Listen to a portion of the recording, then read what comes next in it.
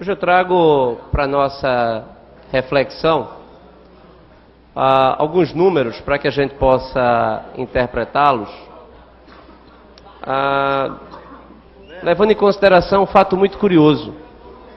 Ontem houve a divulgação, vereador Jaime Asfora, do índice de popularidade da presidente Dilma Rousseff. A presidente Dilma Rousseff conseguiu bater o recorde de popularidade. Foram 63% de ótimo e bom. Ou seja, antes nós pensávamos que o presidente Lula era o verdadeiro fenômeno da popularidade. Jamais um presidente havia sido tão popular, vereador Gilberto Alves. E muito se atribuía à forma como o presidente se comportava, a forma como ele se comunicava com a população. Mudou a presidência, temos hoje uma presidente completamente diferente em termos de estilo do presidente Lula, ou seja, não é alguém que vive como se estivesse em campanha permanente em palanque, é uma pessoa que tem uma liturgia do cargo diferente da do ex-presidente Lula, tem um linguajar diferente, uma forma de comunicação diferente e bate o recorde de popularidade. Esse é o primeiro ponto interessante para a nossa reflexão. Afinal de contas, o que é que Dilma tem de especial que Lula não tinha, ou o que é que faz com que Dilma seja um fenômeno da popularidade? Isso é dados revelados ontem pelo IBOP CNI. Um fato muito interessante é que a pesquisa de opinião vai de encontro à opinião do nosso governador Eduardo Campos. Porque no domingo, Eduardo Campos ele deu uma entrevista nacional dizendo que a presidência ia mal, que é preciso fazer mais, que é muito pouco o que está sendo feito. Ora, o governador diz que é pouco o que está sendo feito e a presidente bate recorde de popularidade. Aí um aspecto interessante. Quem é que está sendo bom intérprete? A população, a maioria que aprova o governo Dilma, ou o governador e aliado da presidente Eduardo Campos? Antes de vir para cá, eu fiz um levantamento acerca dos números do governo Dilma. E, senhor presidente, os números não são favoráveis. Os números nos trazem uma preocupação enorme, porque esses números vão refletir, vereador André Ferreira, no desempenho da nossa economia e, notadamente, no desempenho da economia do Recife. Porque o Recife, inclusive, tem crescido nos últimos anos menos do que cresce o estado de Pernambuco e menos do que cresce o Brasil.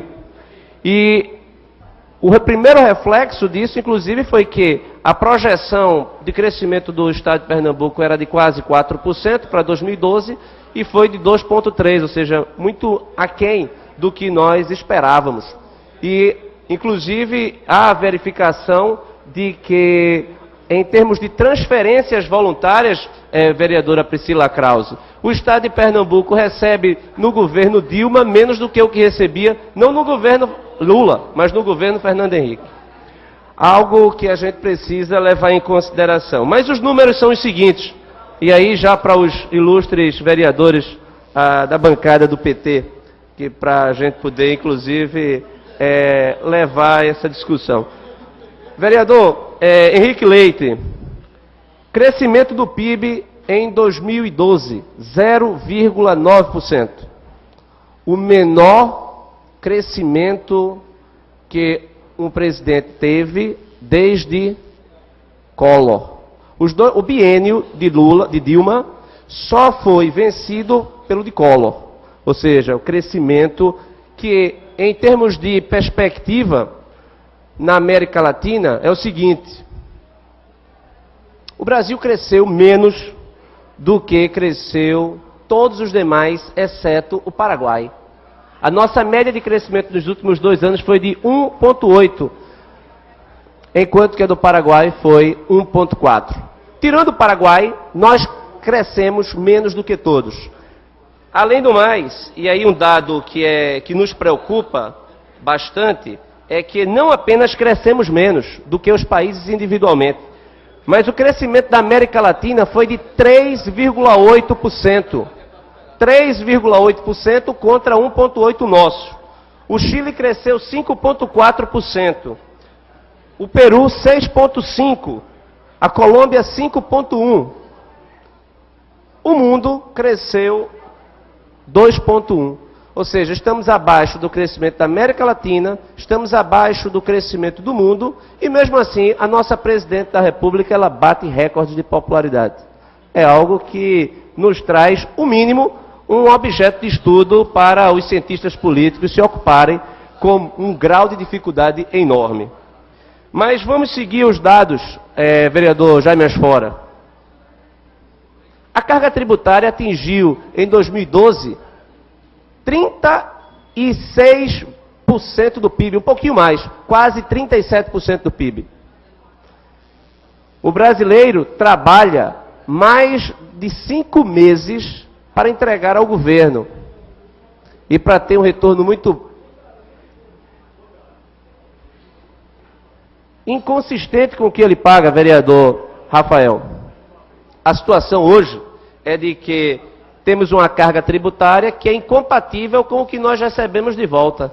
Todos nós pagamos muito e queremos serviços públicos de melhor qualidade. Lamentavelmente, esses serviços públicos, eles não atendem a um padrão mínimo. E eu posso dizer isso porque eu visito escolas e sei o que padrão de escolas nós estamos ofertando para as nossas crianças. É lógico que eu estou falando aqui do poder público municipal, mas essa é a realidade em todas as esferas de governo. Até mesmo porque a carga tributária não é só da União, é do Estado e também é do município. O IDH, recentemente a ONU publicou o IDH. O IDH é o Índice de Desenvolvimento Humano. O Brasil obteve a 85ª posição entre 187 países. Estamos observando que, de 187 países, a 6ª ou 7ª maior economia do mundo está ocupando, em termos de desenvolvimento humano, a 85ª posição. Estamos estagnados. E o que é que faz a estagnação? A baixa escolaridade. Um dos indicativos marcantes do IDH é justamente a escolaridade. Em termos de escolaridade e em termos de IDH, nós temos uma defasagem dos países da Escandinávia na ordem de 40 anos. Ou seja, nós temos um enorme déficit a ser trabalhado, porque 40 anos é muito tempo, principalmente na velocidade do mundo global. Investimento público. O investimento público agora, no ano 2012, foi de 1,1% do PIB.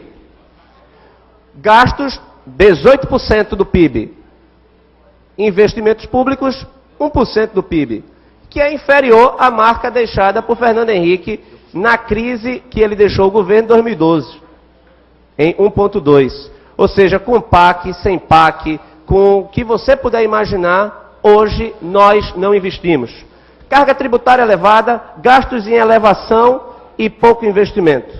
Pouco investimento que reflete notadamente em perda de competitividade das nossas empresas e que representa desindustrialização.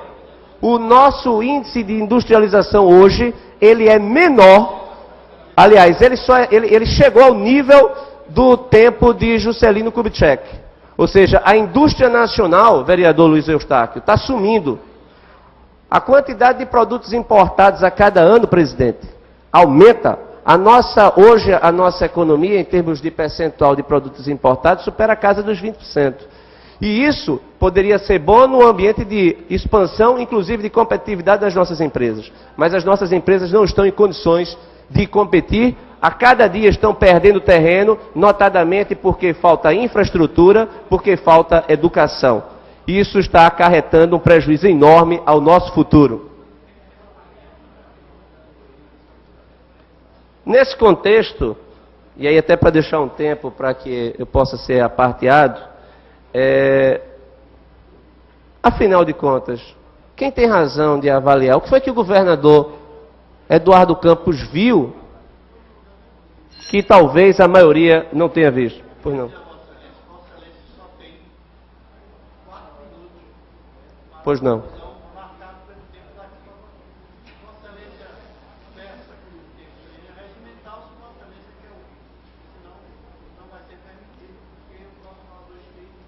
Pois não, pois não. Eu só vou concluir o raciocínio e eu passo para aos meus ilustres colegas. O fato é que nós estamos também muito próximos de uma eleição, de uma corrida presidencial. A corrida presidencial já está em curso, inclusive deflagrada pelo presidente Lula, e sabendo que a situação econômica é de extrema gravidade, houve a antecipação, que isso estranha também, senhor presidente. Porque, geralmente, o presidente, ele retarda o momento que ele anuncia a sua reeleição. Isso é em decorrência do que nós estamos observando, isso é que os indicadores levarão, inevitavelmente, a um desgaste em breve, quando acontecer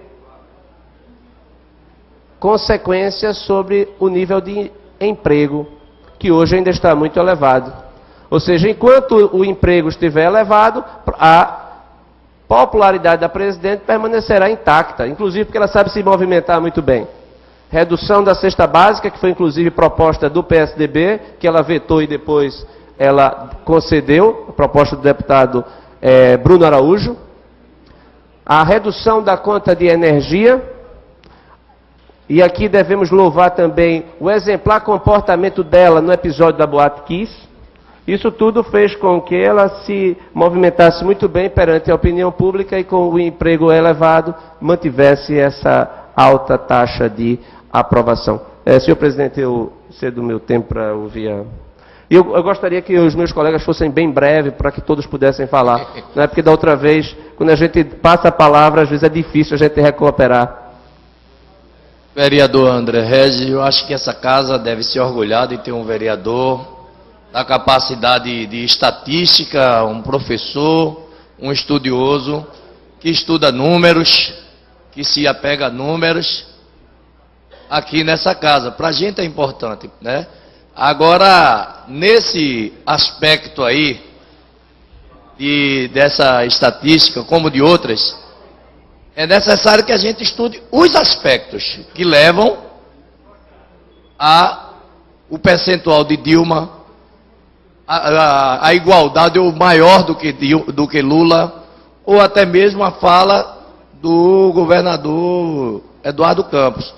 Porque se algumas coisas dão errado, se Dilma não tem o mesmo jeito de lidar como Lula lidava, e ainda está aumentando, significa dizer que ela pegou um projeto de governo vitorioso, que faz pelo Brasil, que faz pelo Nordeste, que faz por todo o canto do Brasil, e está dando continuidade e fortalecendo ainda mais o Brasil. Então a popularidade dela está pelo projeto.